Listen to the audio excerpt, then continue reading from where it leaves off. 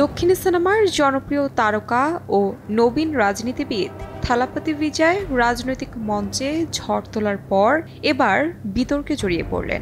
সম্প্রতি তার দল তামিলাডা ভেট্রি কাজাগম আয়োজিত এক বিশাল সমাবেশে ঘটে যাওয়া ঘটনায় বিজয় ও তার দেহরক্ষীদের বিরুদ্ধে এফআইআর দায়ের করা হয়েছে।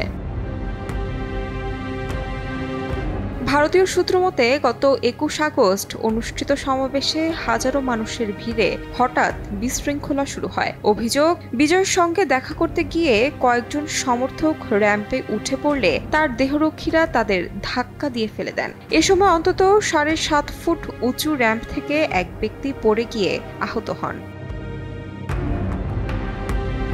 শরৎ কুমার নামে এক ব্যক্তি থানায় অভিযোগ দায়ের করে দাবি করেন, বিজয়কে ঘিরে থাকা বাউন্সাররা তাকে মারধর করে র্যাম্প থেকে ছুঁড়ে ফেলেছেন। অভিযোগের ভিত্তিতে মঙ্গলবার বিজয় ও তার দেহরক্ষীদের বিরুদ্ধে মামলা করে পুলিশ।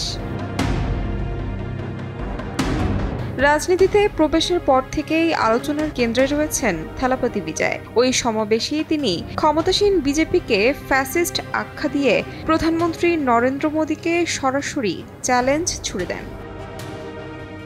তাহমিনা তন্নি, সময় সংবাদ।